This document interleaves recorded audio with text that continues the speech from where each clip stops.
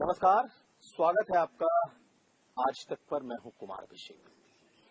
हम इस वक्त कैसरगंज लोकसभा में हैं और अयोध्या मंदिर से महज कुछ किलोमीटर की दूरी पर हम इस वक्त मौजूद हैं और हमारे साथ हैं कैसरगंज के सांसद ब्रजभूषण शरण सिंह। 6 बार के सांसद रहे हैं, 3 बार कैसरगंज से, 2 बार गोंडा से और 1 बार बलरामपुर से, लेकिन एक बार फिर सुर्खियों में है। कुछ दिन पहले तक महिला पहलवानों के जो आरोप है और उनके जो आंदोलन थे उसकी वजह से सुर्खियों में थे। अभी भी मुकदमा चल रहा है, लेकिन अब कुछ नई बातों को लेकर हम इनके साथ मौजूद हैं। सर, स्वागत है आपका। अभिषेक जी, आपका भी बहुत स्वागत है। एकदम पहले तो हम शुरू करते हैं, चूंकि एकदम हम अयोध्या के पास सटे हैं। पहले हमारा सवाल है आपसे सीधा कि इस बार एशियाड में भारत ने एक रिकॉर्ड बनाया है, शतक लगाया है उसने अपने मेडल्स। लेकिन कुश्ती में आप कुश्ती के इतने लंबे समय तक कुश्ती संघ के अध्यक्ष रहे हैं, लेकिन कुश्ती में तो कहीं दिखाई नहीं दे रहा। बजरंग पुनिया भी थे, वो भी बाहर। देखिए, मैं हमेशा एक बात अपने प्रधानमंत्री जी के बारे में कहता हूं कि जहां न जाए रवि वहां कवि का दिमाग जाता है। जहां सूर्य की किरण न जाए वहां कवि का दिमाग जाता है, पत्रकार का दिमाग जाता है, मीडिया का दिमाग जाता है। और जहां किसी का दिमाग न जाए वहां नरेंद्र मोदी का दिमाग जाता है। और मोदी जी 2014 के आने के बाद जैसे उन्होंने मिशन मोड में हर क्षेत्र में काम शुरू किया, उसी तरीके से उन्होंने खेल के क्षेत्र में भी शुरू किया और एक पॉलिसी लेकर के आए। और चूंकि समय ज्यादा हो जाएगा, लेकिन आपके चैनल के माध्यम से मैं देश के दर्शकों को बताना चाहता हूं कि खेल में क्या स्थिति है आपके देश की। इससे भी देश की हैसियत का आकलन होता है कि दुनिया में आप कहां हैं। उसमें खेल भी अपना एक महत्व रखता है। और दुनिया के अंदर 2 देश ऐसे हैं, एक यूएसए और एक भारत, कि जो अपने सभी मैंडेटरी टूर्नामेंटों में पूरी की पूरी टीम भेजता है, चाहे मेडल मिले या ना मिले। तो एक कारण तो बहुत बड़ा यह है कि जो प्रधानमंत्री जी ने फोकस किया, इसलिए मेडल बढ़ा। दूसरा सवाल आपका कुश्ती को लेकर के है। बिल्कुल, मेरे आने के पहले या कह लीजिए कुछ दिनों के बाद तक दुनिया में जो भारत की रेसलिंग में स्थिति थी, वो 15 देशों के बाद हमारा नंबर आता था। लेकिन इधर कुछ इस प्रकार से कार्यक्रम बनाए गए, मेहनत की गई, उसका नतीजा ये निकला कि हम दुनिया के टॉप 5 देशों में आ गए कुश्ती में। हाँ, कुश्ती में टॉप 5 देशों में हम वर्ल्ड चैंपियन भी बनने लगे। हम मेडल छोड़ दीजिए, 18 19 मेडल आने लगे। पहले यदा कदा आ जाता था, हम खुश हो जाते थे कि वर्ल्ड में हमारा मेडल आया। वहां हम 19 मेडल, 18 मेडल लगातार।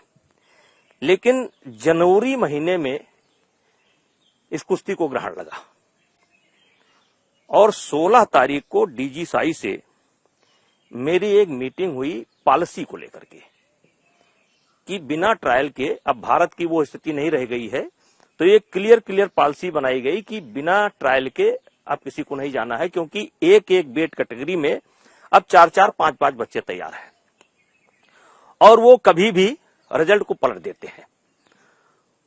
16 तारीख को बैठक हुई और 17 तारीख को डीजी साई ने खिलाड़ियों से बात किया और 18 तारीख से धरना प्रारंभ हो गया। डीजी साई का रोल अब ये क्या कहें, चलिए। नहीं, मतलब 16 तारीख को फेडरेशन से बैठक हुई, 17 तारीख को खिलाड़ियों के साथ डीजी साई की मुलाकात हुई और 18 तारीख को धरना प्रारंभ हो गया। और धरना जब शुरुआत हुआ था तो फेडरेशन के अध्यक्ष को हटाया जाए, यहां से बढ़ते बढ़ते यौन उत्पीड़न आया, फिर ये आया कि हमारे साथ नहीं हुआ है, किसी अन्य के साथ हुआ है, और फिर अप्रैल में आ गया कि हमारे साथ हुआ है। और आपने एक बात कही कि केस चल रहा है, मैं इसमें सुधार करना चाहता हूं। केस चल नहीं रहा है, पुलिस ने चार्जशीट फाइल की है, हमने चैलेंज कर रखा है, प्रोटेस्ट कर रखा है कि हमारे खिलाफ केस बनता नहीं है। क्योंकि ये कोर्ट का प्रकरण है, इसलिए बहुत ज्यादा इस पर बोला नहीं जा सकता है। चार्जशीट तो गंभीर है ना? नो, कोई गंभीर नहीं है, कोई गंभीर नहीं है। महिलाओं की बातों को कोई मुझे भी मौका दीजिए, कोई गंभीर नहीं है। क्योंकि इसमें गंभीर प्रकरण केवल 2 लगाए हैं। एक तो इसमें जितने भी आरोप लगाए गए हैं वो सब ओपन एरिया के हैं, मेडल पहनाते हुए ओपन एरिया के हैं। 2 इसमें आरोप, बिना नाम लिए बताना चाहता हूं कि 2 आरोप उन्होंने लगाए हैं कि वो मुझसे मिलने आए थे और तब उनके साथ छेड़छाड़ हुई।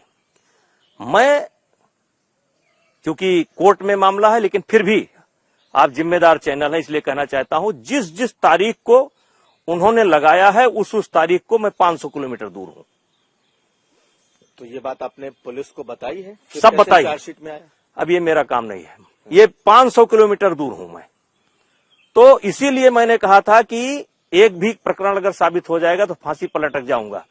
500 किलोमीटर दूर बैठा हूं, ये सब बातें कोर्ट की है, लेकिन आपने छेड़ा तो मैं बता रहा हूं। और कोई आरोप मेरे ऊपर नहीं है। अब एक प्रक्रिया है, FIR भी होगी, जांच भी होगी, कोर्ट में भी जाएगा, लेकिन उसको मैंने प्रोटेस्ट किया है। आज भी आप उस अपने बात पर स्टैंड करते हैं एकदम। अगर प्रूफ हो गया तो फिर मैं... प्रूफ का कोई सवाल नहीं, कैसे प्रूफ हो जाएगा जब हम है ही नहीं है। हम 500 किलोमीटर दूर पर बैठे हैं। एक तो पहले ये लोग कोई डेट नहीं बता रहे थे,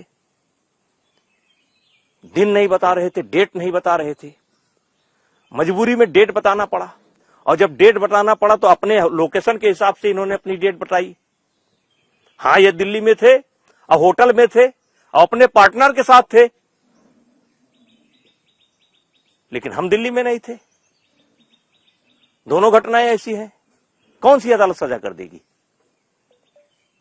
तो आपको अदालत पर यकीन है कि ये पूरा का पूरा केस खत्म? कैसे कर देगी, कैसे सजा कर देगी? 108 लोगों के बयान लिए गए इस पूरे प्रकरण में। 108 लोगों के बयान लिए गए इस पूरे प्रकरण में। 8 लोग, आप समझिए, जो आरोपी हैं वही एक दूसरे को सपोर्ट कर रहे हैं। पूरे प्रकरण में इन्होंने ना एक ऑडियो दिया है, ना एक वीडियो दिया है, ना एक फोटोग्राफ दिया है, और यहां तक कि एकाध आरोपी तो ऐसे हैं कि दिन और तारीख भी नहीं बता रहे हैं। इसलिए मुझे न्यायपालिका पर भरोसा है।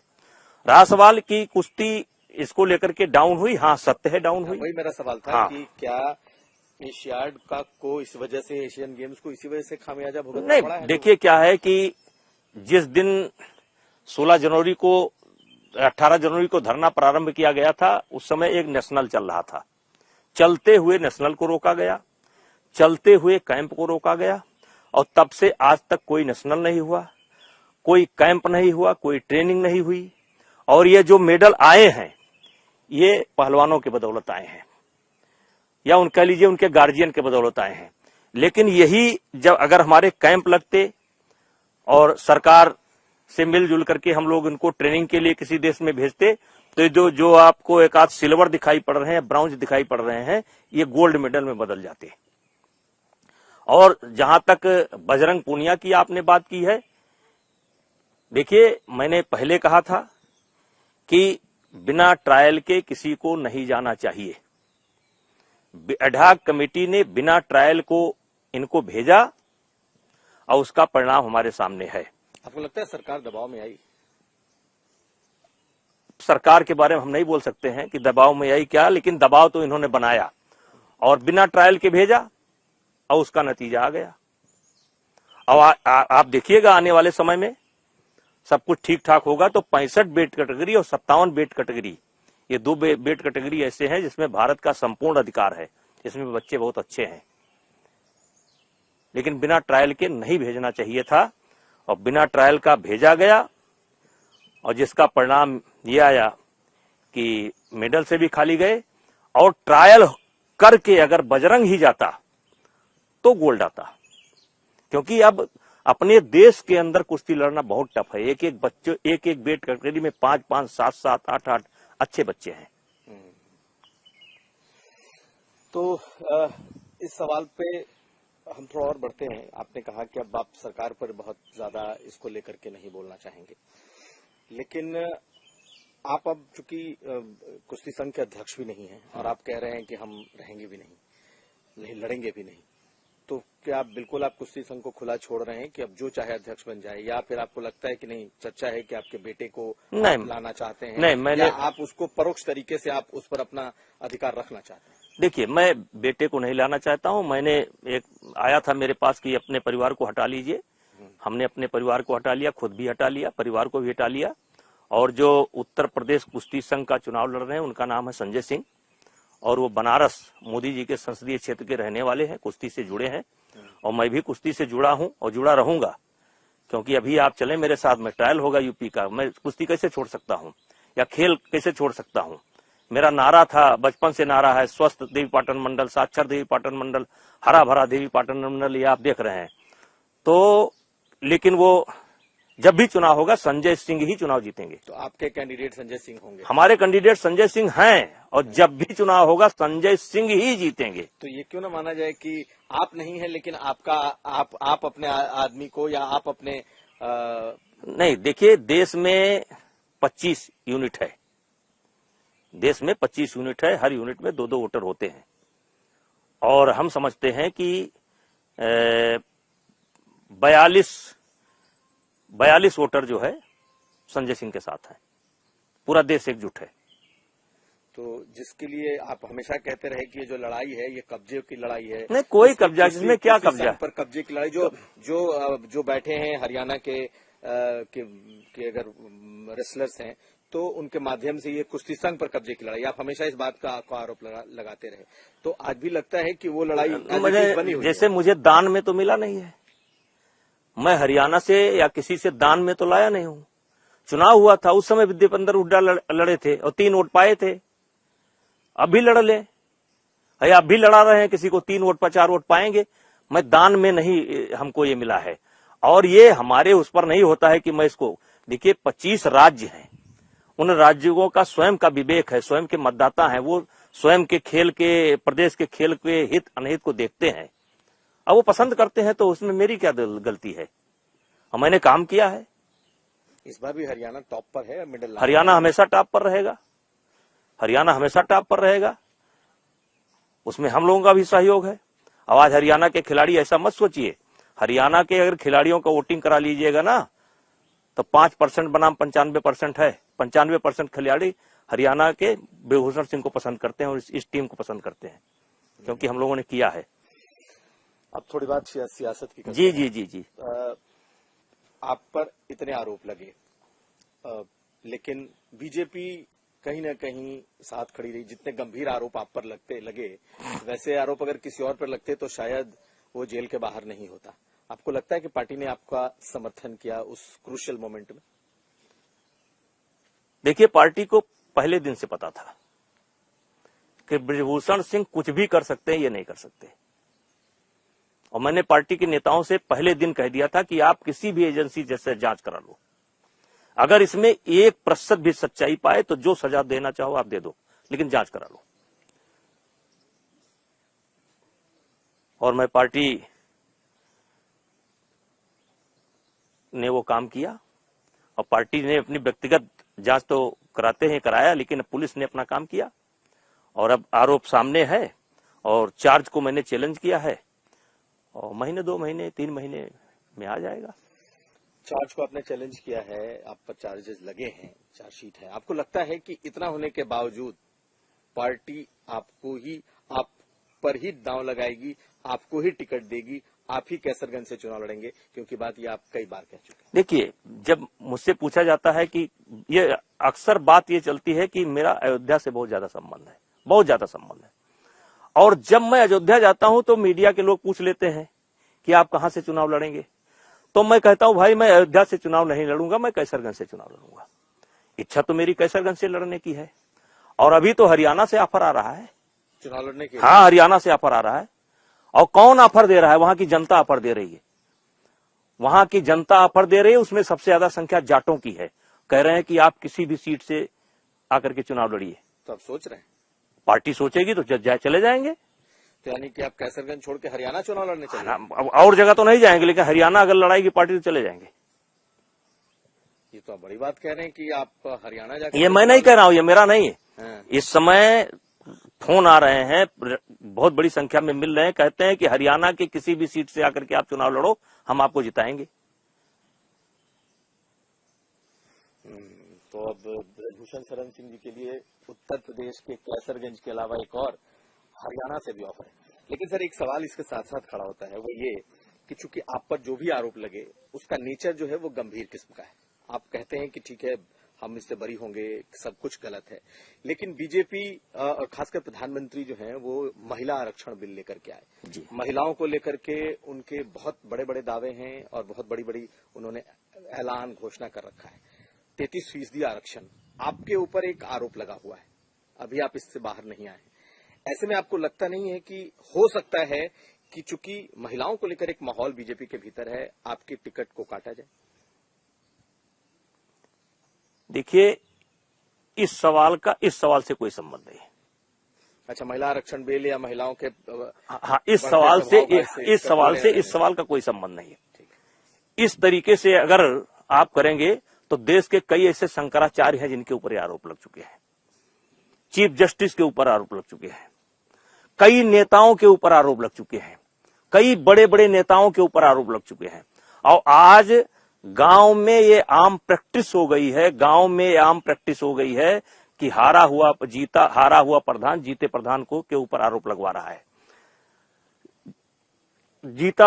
हारा हुआ जिला पंचायत, कई घटनाएं नाम लेकर के बता सकता हूं। तो ये आधार अगर बना करके किया जाएगा कि किसी के ऊपर कुछ लगा दिया जाए, उसको राजनीति से आउट कर दिया जाए, उसको उससे पद से आउट कर दिया जाए, पत्रकारिता से आउट कर दिया जाए, तो फिर देश के अंदर कोई बचेगा नहीं। तो आपके हिसाब से ये आधार नहीं होगा? नहीं, ये आधार नहीं होगा। बाकी पार्टी का निर्णय है, स्वागत। तो आप हर चीज के लिए तैयार हैं? हाँ, पार्टी का निर्णय है, स्वागत है, लेकिन ये आधार हो नहीं सकता। ये हो नहीं सकता, ये आधार नहीं होगा। लेकिन एक सियासी चर्चा चल अरे नहीं, ये सियासी चर्चा वही लोग कर रहे हैं जो इस षड्यंत्र में शामिल थे। और अगर ये कामयाब हो गए तो उनका दांव तो पूरा हो गया ना। तब तो उनकी तमन्ना पूरी हो गई कि ब्रजभूषण सिंह को देश से निकाल दिया जाए, राजनीति से निकाल दिया जाए। और ये आधार अगर है तो केवल मेरे लिए थोड़े होगा। हाँ, कुछ आ जाए, सार्वजनिक मंच पर आ जाए, डिबेट में आ जाए, बैठ करके बता दें कि जिस तारीख को आरोप लगाया है उस तारीख को ब्रजभूषण सिंह कहां थे, बता दो आकर के। जब हम हैं ही नहीं, और फिर चुनाव से भी चले जाएं, देश से भी चले जाएं।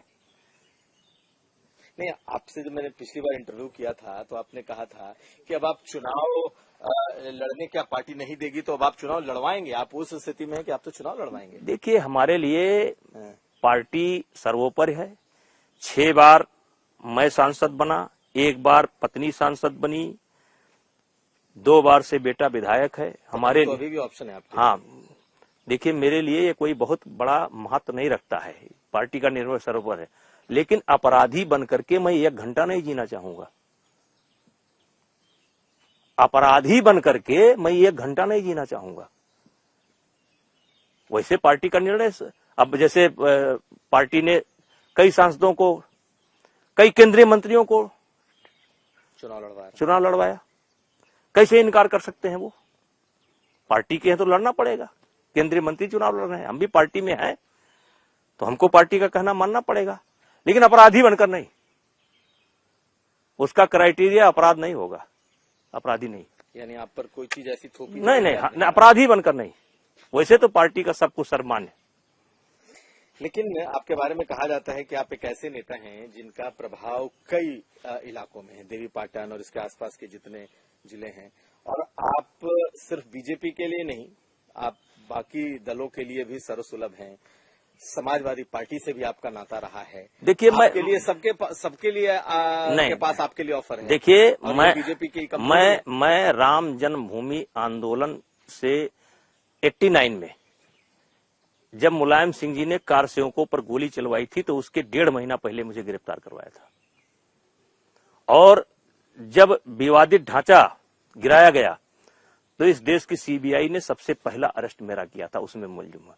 मैं हमेशा भारतीय जनता पार्टी विचारधारा से जुड़ा रहा हूं, लेकिन जहां तक आप मुलायम सिंह की बात करते हैं या अन्य पार्टियों की बात करते हैं, तो मैं सत्य को सत्य कहने की कोशिश करता हूं। अब किसी को अच्छा लगता है, किसी को बुरा लगता है। सत्य को सत्य कहने की कोशिश करता हूं। हम आंख मूंद करके नहीं चल सकते। तो आप सत्य को सत्य जो कह रहे हैं, हाँ। इसमें आपका एक बयान भी अभी आया है कि बुलडोजर जो नीति है वो गलत है और बुलडोजर नहीं चलना चाहिए। आप कई जगह ये कह रहे हैं। बड़ी जिम्मेदारी के साथ आपके चैनल के तरफ आंख में आंख डाल करके कह रहा हूं, ये बुलडोजर नीति गलत है। यानी योगी सरकार ये न्यायपालिका का क्या मतलब, न्याय प्रणाली का क्या मतलब। और दूसरी बात मैं कहना चाहता हूं, बड़ा गंभीर सवाल आपने उठाया। दूसरी बात मैं कहना चाहता हूं कि हर बुलडोजर जो चलता है तो अवैध निर्माण, कि ये अवैध निर्माण था इसलिए इसको गिराया जा रहा है। उसके पीछे जो तर्क दिया जाता है कि अवैध निर्माण था, ये ग्राम समाज की भूमि पर बना हुआ है, ये नजूल की भूमि पर बना हुआ है, ये सरकार की भूमि पर बना हुआ है, इसलिए इसको गिरा दिया गया या गिराया जा रहा है। तो मैं पूछना चाहता हूं कि जिस समय वो अवैध निर्माण हुआ उस समय कलेक्टर कौन था, उस समय एसडीएम कौन था, उस समय किसने नक्शा पास किया, उस समय पीडब्ल्यूडी के जमीन में अगर बन गई तो इंजीनियर कौन था, एक्सियन कौन था, तो उनको सजा मिलनी चाहिए कि नहीं मिलनी चाहिए। अगर गिराना है, अभी हमारे गोंडा के अंदर अतिक्रमण हुआ है, मकान गिराए गए हैं, काफी मकान गिराए गए हैं। चलिए भाई, मकान गिरा दिया, वो गरीब आदमी से आपने राह दिया, लेकिन किसने नक्शा पास किया था? अब उस समय के कलेक्टर क्यों आंख मूंदे थे? उस समय के एसडीएम क्यों आंख मूंदे थे? उस समय के अधिकारी क्यों आंख मूंदे थे? तो आज आप गरीब को सजा दे रहे हो, लेकिन जो अधिकारी गलत नक्शा पास करके गया उसका क्या कर रहे हो? और जोड़ तोड़ करके किसी तरीके से आदमी एक इमारत बनाता है या घर बनाता है, और मान लीजिए आपने अपराध के आधार पर किसी का घर गिरवा दिया और कल वो अपराधी जेल से छूट जाएगा, तो उसका खामियाजा कौन देगा? उसकी भरपाई कौन करेगा? इसलिए मैं इस नीति के खिलाफ हूं। नहीं, लेकिन आप जब इसके खिलाफ हैं तो आप तो अपने सरकार की घोषित पॉलिसी के खिलाफ हैं। आप योगी आदित्यनाथ के खिलाफ हैं, नहीं, जिन्होंने मुहिम छेड़ रखी है अपराधियों के खिलाफ, नहीं, बुलडोजर की। योगी जी ने कोई मुहिम नहीं छेड़ रखी है। ये सारी मुहिम अधिकारियों ने छेड़ रखी है। ये सारी मुहिम अधिकारियों की है, बिना सरकार, ये सारी मुहिम अधिकारियों की है। अधिकारी ही गलत ढंग से मैसेज करते हैं, अधिकारी ही रास्ता निकालते हैं, अधिकारी ही बनवाते हैं, अधिकारी ही गिरवाते हैं। ये सरकार की कोई पॉलिसी नहीं है, ये कहीं एजेंडे में नहीं है। आपको लगता है कि बिना मुख्यमंत्री योगी ये मैं नहीं जानता हूं, लेकिन कोई भारतीय जनता पार्टी का एजेंडा ऐसा नहीं है, किसी एजेंडे में लिखा हुआ नहीं है। लेकिन अब तो ये बुलडोजर पॉलिसी इतनी पॉपुलर हो गई है कि कह रहे हैं कि बाबा का बुलडोजर जैसे शब्द से उनको नवाजा जा रहा है कि बाबा का बुलडोजर नहीं, अभी बाबा का बुलडोजर है। तो फिर भी आप कह रहे हैं कि बाबा का इससे कोई लेना देना नहीं, योगी जी का कोई लेना देना? बाबा कहीं बुलडोजर लेकर के नहीं जाते हैं। ये जो अवैध बनवाते हैं यही बुलडोजर लेकर जाते हैं। नीति तो सरकार की है। कोई नीति नहीं है। कहां लिखा हुआ है बताइए? घर गिरवाने कहां लिखा हुआ है? अपराधियों के खिलाफ ये ऐसी नीति बनी है जिसको दूसरे दूसरे राज्य इसको ठीक है। देखिए, वो अपना अपना नजरिया है साहब। मेरा नजरिया स्पष्ट है कि अपराधियों को सजा देने के लिए न्यायपालिका बनी है। अवैध अगर बना है तो गिरना चाहिए, लेकिन किनके कारण बना है, किस रिजीम में बना है, उनके खिलाफ भी कार्रवाई होनी चाहिए। जो बातें आप कह रहे हैं यही बात विपक्ष के लोग, अखिलेश यादव भी कहते रहे हैं, और अखिलेश यादव ने तो ये भी कहा है कि जो बुलडोजर की फैक्ट्री है ये उनके समय में भी जारी रहेगी, यानी कि जैसे को तैसा कहीं ना कहीं। देखिए, अभिषेक जी, आपने इतना महत्वपूर्ण सवाल किया है कि मेरा दिल खुश हो गया। मैं आपके चैनल के माध्यम से कहना चाहता हूं कि अखिलेश यादव जी, आपने कहा है कि ये बुलडोजर का कारखाना बंद नहीं होगा, तो क्या हम इसको अब धमकी ना समझें? आपकी सरकार अगर आती है तो आप ठाकुरों का गिराएंगे, ब्राह्मणों का गिराएंगे, सवर्णों का गिराएंगे? इसको स्पष्ट करिए। मैं आपके माध्यम से कहना चाहता हूं कि कारखाना बंद नहीं होगा, यह धमकी है। तो आप स्पष्ट करिए कि आपकी सरकार आती है तो किसका गिराएंगे? अगर कह सकते हैं गिराएंगे तो कह दो कि मैं ठाकुरों ब्राह्मणों का गिरा दूंगा, कह दो गिरा दूंगा।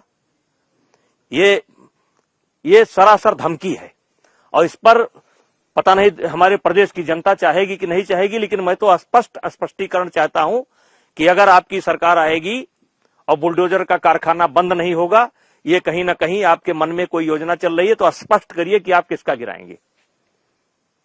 और अगर ठाकुरों का गिराएंगे तो कई ठाकुरों के गिर गए हैं, उनका क्या होगा, उनकी भरपाई कौन करेगा।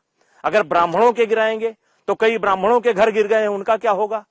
अगर आप बनिया बिरादरी और व्यवसाय करने वालों का गिराएंगे तो आज उनके गिर रहे हैं, उनका क्या होगा। ये तो जैसे को तैसा वाली बात है ना। तो जैसे को तैसा अगर करना है तो जिन अधिकारियों ने, देखिए कोई राजनीतिक व्यक्ति तो बुलडोजर लेकर के जाता नहीं, उसके साथ तो एसडीएम जाते हैं, उसके साथ सीओ जाते हैं, दरोगा जाते हैं। आप उनका नाम मेंटेन करिए और बताइए कि जिन जिन लोगों ने घर गिरवाया है उनका घर हम गिरवाएंगे। आप धमकी किसको दे रहे हैं, आप धमकी किसको दे रहे हैं कि जो कारखाना बंद नहीं होगा। आप हम लोगों को धमकी दे रहे हैं कि कारखाना बंद नहीं होगा, ये गलत है। और मैं अखिलेश जी से कहना चाहता हूं, आप विचार करिए अपने कथन पर और सारी बोलिए। हाँ, इतना जरूर करिए कि जो जो अधिकारी ये बुलडोजर लेकर के जा रहे हैं इनका नाम नोट करिए, जो दरोगा जा रहे हैं इनका नाम नोट करिए, जो सिपाही जा रहे हैं इनका नाम नोट करिए, और गिराना है तो इनका गिराइए। जब आपकी सरकार आवे और उत्तर प्रदेश की जनता को धमकाना बंद करिए। लेकिन आप जितने गुस्से में हैं बुलडोजर को लेकर के, बहुत सारे अपराधियों का, बहुत सारे माफियाओं का सरकार गिरा रही है और एक सेक्शन जो है जनता का वो इस बात से खुश है कि जिन लोगों ने उन्हें लूट करके इतने बड़े बड़े महल खड़ा किए, सरकारी जमीनों को कब्जा किया, अगर उसको सरकार पैमाइश करके नाप करके गिराती है तो उसमें क्या प्रॉब्लम। मैंने पहले कह दिया, बना किसके रेजिम में था, जिम्मेदार तो वो भी होना चाहिए। किसी अपराधी ने ही बनाया तो क्या उस समय कलेक्टर नहीं था। तो क्या इसको फिर नहीं, ठीक है, प्रक्रिया है जो उसको पूरा करिए, लेकिन उनके खिलाफ आप क्या कर रहे हैं। कोई भी सरकार उनके खिलाफ क्या करेगी जिनके रिजीम में बना, तो केवल जनता पीसी जाएगी। जो बनवाते हैं, जो गलत नक्शा बनाते हैं, गलत नक्शा पास करते हैं, बनाते हैं, बिगाड़ते हैं, वो उनका कुछ नहीं होगा, केवल हम ही मारे जाएंगे, जनता मारी जाएगी। आपके ऊपर भी मुकदमा कायम हो सकता है, किसी पे हो सकता है, किसी भी हो सकता है। तो जब तक अदालत सजा नहीं करती है, अदालत फैसला नहीं देती है, आप कैसे मान लिए कि इसका घर गिरना चाहिए। आप तो अखिलेश जी पर बहुत ज्यादा नाराज हैं। नहीं, अखिलेश जी ने गलत बोला है, अखिलेश जी ने गलत बोला है। मैं फिर अखिलेश जी ने गलत बोला है, उन्होंने धमकाया है। उन्होंने जाने अनजाने भारतीय जनता पार्टी के समर्थकों को धमकाया है। अरे भाई, धमकाओ उसको, जनता को क्यों धमका रहे हो। लेकिन आपके बारे में ये एक बड़ा है कि भूषण शरण सिंह ऐसे नेता हैं जो सियासी सवाल पर फैसला रहे हैं, ऐसे नेता हैं जिनको कोई भी पार्टी आसानी से अपने साथ ले सकती है। आपके साथ, आपके खिलाफ जो बड़ा मूवमेंट चल रहा था पहलवानों का, तो आपके खिलाफ बोलने में न तो सपा बोली न बसपा बोली, तो आखिर इसके पीछे राज क्या है। क्या आप सबके लिए हैं क्या, और शायद कहीं एक ये भी तो नहीं है कि भाई आप सबके लिए सुलभ है तो बीजेपी भी आपको देखिए उत्तर प्रदेश में अगर 100 बच्चे पहलवानी करते हैं तो उसमें से 90 बच्चा यादव समाज से आता है। और हमारे संबंध मुलायम सिंह से भी थे, खेल के माध्यम से भी थे, दुश्मनी भी रही है, दोस्ती भी रही है। अखिलेश से भी संबंध थे।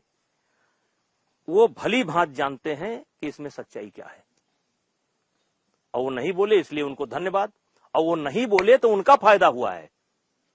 कैसे? अब कुछ बातें, सब बातें नहीं, उनका फायदा हुआ है, लेकिन ये जो बोल गए हैं ये थोड़ा गड़बड़ हुआ है। जितना फायदा हुआ था उसमें उतने नुकसान हो रहा है। ये जो बोल गए हैं कि बुलडोजर का कारखाना बंद नहीं होगा।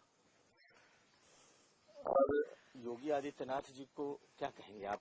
अरे हमारे प्रदेश के मुख्यमंत्री हैं, नेता हैं, हम लोग उनके उसमें काम कर रहे हैं। लेकिन आप उनकी नीति से नाराज हैं? नहीं, हमारा व्यक्तिगत कोई वो नहीं है, व्यक्तिगत कुछ नहीं है। व्यक्तिगत कुछ नहीं है, हम मिलते हैं, दुआ सलाम होता है, और हम तो बहुत दिनों से जुड़े हैं, बचपन से जुड़े हैं, महाराज जी के समय से जुड़े हैं। लेकिन महाराज जी का इसमें दोष नहीं है, दोष अधिकारियों का है। अब मैं आपसे पूछना चाहता हूं, कल जेपी जो एनआईसी उसमें ताला योगी जी ने बंद किया था कि किसी अधिकारी ने बंद किया था? भाई अधिकारी किसके हैं? सरकार के ही तो नो है। नो नो, सरकार मैं ताला कौन बंद किया? नहीं, अब ताला बंद करने अब वाला तो अब कोई अधिकारी होगा। ताला बंद ये करने वाला तो अधिकारी क्या होगा। योगी जी अब घूम घूम करके ये पता लगाएंगे कि कहाँ ताला बंद है, कहाँ ताला खुला है? तो 4 साल से जब लगातार समाजवादी पार्टी का कार्यक्रम वहां पर हो रहा था, तब तो कोई न्यूज नहीं बनी, कोई न्यूज नहीं बनी। और एक अधिकारी ने ताला बंद कर दिया, कल न्यूज बन गई। तो अधिकारी किसका काम कर रहे हैं? अधिकारी तो अखिलेश का काम कर रहे हैं। अखिलेश जी भी जहां मौका मिला। देखिए 4 साल से वहां पर उनका कार्यक्रम चल रहा था, कोई न्यूज नहीं बन रही थी, हमेशा उनका कार्यक्रम होता था। कल अधिकारी ने ताला बंद किया, उनकी न्यूज बन गई, तो वो अधिकारी दोषी है जिसने ताला बंद करवाया, वो अखिलेश का काम कर रहा है। आप जो है ना, आप सरकार पर बोलना नहीं चाहते। आपको ही मालूम है कि पॉलिसी सरकार की होती है और अधिकारी उसको क्रियान्वित करते हैं। चलिए, अब जो आप समझे, क्या करें, बोलिए। लेकिन मैं बोल रहा हूं कि जब 4 साल से लगातार या हमेशा समाजवादी पार्टी जाकर के वहां पर जयप्रकाश नारायण जी की मूर्ति पर माल्यार्पण करती थी, तो अचानक साफ सफाई का हवाला देकर के आपने ताला बंद कर दिया, और समाजवादी पार्टी के कार्यकर्ता पहुंच गए, अखिलेश यादव पहुंच गए। करो कार्रवाई। तो अपने जाने अनजाने में अखिलेश यादव को फायदा दे दिया फायदा, पॉलिटिकल फायदा उनको हुआ। बिल्कुल होगा, हुआ फायदा, कम से कम चर्चा में है। अच्छा, अभी बहुत बड़ा कांड जो है वो देवरिया में हुआ है जी, और देवरिया कांड को आप किस तरीके से देख रहे हैं? क्योंकि देवरिया कांड में जो दोनों पक्ष हैं, दोनों पक्षों से ब्राह्मण परिवार से 5 लोगों की मौत हुई है, जो यादव परिवार है उसके एक व्यक्ति की मौत हुई है, बुलडोजर चलने और पैमाइश जैसी चीजें हो रही हैं, इसको आप इस पर क्या कहेंगे? घटना बहुत दुर्भाग्यपूर्ण है, और किसी ने कहा है कि विलंब न्याय अपराध से भी ज्यादा गुनाहगार होता है। अगर उस जमीन का विवाद है यादव परिवार में और पंडित जी परिवार में, तो इसका समाधान हो सकता था। या तो यादव जी को मिल गया होता, या तो पंडित जी को मिल गया होता। और एक हत्या यादव की होती है और 5 हत्या ब्राह्मण परिवार की होती है, और एक बच्चा मरा जान करके जिंदा छोड़ दिया जाता है, तो किसकी विफलता कहेंगे? आपकी सरकार की? सरकार हर जगह सरकार नहीं होती है। प्रशासन? हाँ, प्रशासन की हर जगह सरकार नहीं होती है। सरकार, उत्तर प्रदेश बहुत बड़ा है, बहुत बड़ा है। हर खारिज दाखिल सरकार से पूछ करके नहीं होती है। उसके बाद योगी जी ने कार्रवाई भी की और कई तहसीलदार और जो जमीनों की पैमाइश करते हैं उनको हटाया भी है। अब हम आपसे दूसरा सवाल करते हैं। पहले तो ये बताइए कि महिला आरक्षण बिल पास हुआ, आप लोगों ने सबने समर्थन किया, आप इसे किस तरीके से देखते हैं? देखिए, इसको ऐतिहासिक है, इसको पूरा देश अच्छे से ले रहा है। जब देश आजाद हुआ, एक समय ऐसा था कि देश के सारे राजा महाराजा या बड़े लोगों की जिनके ऊपर कृपा हो गई, वो सब सांसद बन गए, विधायक बन गए, मुख्यमंत्री बन गए। धीरे धीरे जागरूकता बढ़ी, समाज में मंडल आया, कमंडल आया, जागरूकता बढ़ी। आज देखिए, वो जातियां भी अपना हक मांग रही हैं और ले भी रही हैं, लोग दे रहे हैं। और इतनी बड़ी आबादी जो महिलाओं की है, उसको मोदी जी, तो मुझे याद है एक बार बलरामपुर में आए थे, आज के उसी साल वो मुख्यमंत्री बने थे, उस समय उन्होंने महिलाओं की बात की थी, उनका भाषण मुझे याद है। और इसके लिए मोदी जी कम से कम इस कमिटमेंट को, जो हम समझते हैं कि उनके दिमाग में 25-30 साल पहले तो मैंने उनका भाषण सुना था, उस कमिटमेंट को उन्होंने पूरा किया। और इससे महिलाएं आएंगी और बराबरी का दर्जा उनको मिला, अपने हक के लिए लड़ेंगी, और पूरा देश इसका स्वागत कर रहा है। और एक हाइपोथेटिकल सवाल है, अगर आप नहीं लड़े तो आपकी पत्नी लड़ेंगी, आपका बेटा लड़ेगा, कौन लड़ेगा? यस, हाइपोथेटिकल सवाल। पार्टी पार्टी पार्टी लड़ेगी। पार्टी जिसको चाहेगी लड़ेगी। और फिर बाकी सवाल के तौर पर चलते चलते उसी कुश्ती पर एक सवाल, आपको लग रहा है कि कुश्ती की हालत सुधरेगी? और इन महिला खिलाड़ियों के साथ आपके जो विवाद रहे उसका फैसला अदालत नहीं होगा, या फिर आपको लगता है कि कोई और भी इसका सोल्यूशन है? बहुत जल्द समाधान आ जाएगा और देश की कुश्ती सुधरेगी, क्योंकि क्रिकेट के बाद अगर सबसे ज्यादा किसी खेल को इस देश की जनता पसंद करती है तो कुश्ती को पसंद करती है।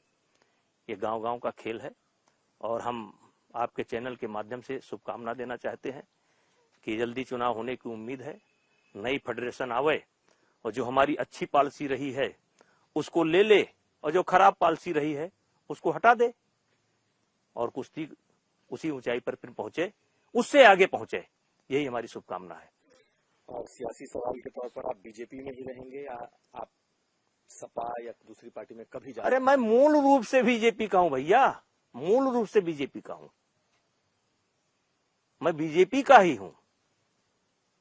बेटा बीजेपी से विधायक है, हम बीजेपी की ही राजनीति करते हैं, लेकिन मैं मुसलमान के नाम पर मुसलमानों का विरोध नहीं करता हूं। मैं मुसलमान होने के नाते मुसलमानों का विरोध नहीं करता हूं। यादव हैं इसलिए यादव के नाम पर उनका विरोध नहीं करता हूं, चाहे वो मेरे साथ रहे चाहे ना रहे। इतने डंके की चोट पर शायद ही इस बात को कोई कहेगा। अभी चलिए, आप 2-4 मुसलमान आपको मिल जाएंगे, 2-4 यादव भी मिल जाएंगे। हम लोग अपने दरवाजे पर या अपने दैनिक जीवन में जात देख करके काम नहीं करते। ये पॉलिसी आपकी पार्टी की भी होनी चाहिए। पार्टी की पॉलिसी है सबका साथ, सबका विकास, सबका विश्वास, सबका प्रयास, यही तो पॉलिसी है। लेकिन कुछ लोग अपने अपने ढंग से करते हैं। इस देश में कैसे नकारा जा सकता है? 20-22% जहां आबादी है, कैसे नकारा जा सकता है? उनके अस्तित्व को कैसे मिटाया जा सकता है? कहने की बात और होती है, दिखाने की और होती है। लेकिन मैं जो बात आपके कैमरे पर कहता हूं, वही बात मैं आम सभाओं में भी कहता हूं, आम सभाओं में कहता हूं। हम ये राजा हरिश्चंद्र नहीं है, हम धर्मराज युधिष्ठिर नहीं है। प्रयास थोड़ा जरूर है कि जो जायज है उसको हम जायज कहने की कोशिश करें। 6 टर्म से आप लगातार विधायक हैं, पत्नी भी एक बार सांसद है, माफ कीजिए, लगातार 6 टर्म से आप सांसद हैं। क्या आपने ऐसा किया है अपने क्षेत्र में कि आपकी जनता आपको लगातार जिता रही है? ये जनता से पूछ लीजिए। नहीं, आप भी तो बताएंगे। नहीं, देखिए, जो जैसे एक समय ऐसा था जब मैं राजनीति में आया तो उत्तर प्रदेश के 3 जिले शिक्षा के क्षेत्र में सबसे पीछे थे। सबसे पीछे जालौन, उसके पीछे बहराइच और उसके आगे गोंडा। उस समय 2 डिग्री कॉलेज होते थे। इस समय उन्हीं 2 की जगह पर 100 डिग्री कॉलेज है। तो ज्यादातर आपके नहीं, ये गलत है, ये गलत है। हमारे नहीं है, हमारे हैं। लेकिन देखिए हुआ क्या कि जब हमने प्रयास किया तो हमको देख करके कुछ हमारे दोस्तों ने भी किया, फिर हमको देख करके कुछ हमारे विरोधियों ने भी किया। इस सबके प्रयास से आज के तारीख में ये वातावरण बदला है। ये हमारे प्रयास से नहीं बदला है, एक के प्रयास से नहीं बदला है। हाँ, जब आप कोई चीज, अब जैसे आपकी एक पहचान है, अब आपका रहना, खाना, सोना, जगना सब पब्लिक वॉच करती है। और अब शेख जी, ये मत सोचिए कि आप छाप नहीं छोड़ते, आप भी छाप छोड़ते हैं। कैसे कपड़ा पहनते हैं, कैसे बात करते हैं, कैसे जीते हैं। तो ये सब चीजें बदली है। और सड़क वगैरह के क्षेत्र में अब जैसे शौचालय, अब कुछ लोग कहते हैं कि नहीं शौचालय बने हैं लेकिन यूज नहीं होते। वो हमको नहीं कहते, मोदी जी को कहते हैं। अरे भैया, एक समय था जब महिलाएं समय देख करके निकलती थी, अंधेरा हो जाए तब। इस चीज को मोदी जी ने सोचा, देखा और एक कल्चर पैदा किया। आज सड़क के किनारे बैठने में या सड़क के किनारे खड़े होकर के बाथरूम करने में हर आदमी को डर लगता है, और ये डर पैदा किया मोदी जी की सोच ने। पहले ये सोच नहीं थी, कहीं पाए आदमी बैठ जाता था। तो कुछ काम सरकार ने किया, कुछ काम लोग कर रहे हैं। बिल्कुल आखिरी सवाल, आपकी अमित शाह जी से मुलाकात हुई? होती रहती है। कुछ ऐसी बात हुई? नहीं, हमारी होती रहती है। हमारी हमेशा अमित शाह जी से मुलाकात होती ही रहती है। इधर भी मैं भी शुक्रवार को मिला हूं। तमाम पार्टी की गतिविधियां चलती हैं, राजस्थान है, मध्य प्रदेश है या उत्तर प्रदेश है, चर्चाएं होती रहती हैं, क्योंकि हम भी समाज के एक प्राणी हैं, हमारी हमेशा होती है। तो वरना कहाँ चाहेंगे, कैसरगंज से कि हरियाणा से? देखिए, मेरा प्रिय क्षेत्र तो कैसरगंज है। हरियाणा मैं नहीं कह रहा हूं, हरियाणा के लोग कह रहे हैं। अयोध्या से तो नहीं लड़ेंगे? नहीं। बहुत शुक्रिया बात करने का ब्रजभूषण शरण जी, और बहुत धन्यवाद आपका, आपने वक्त दिया।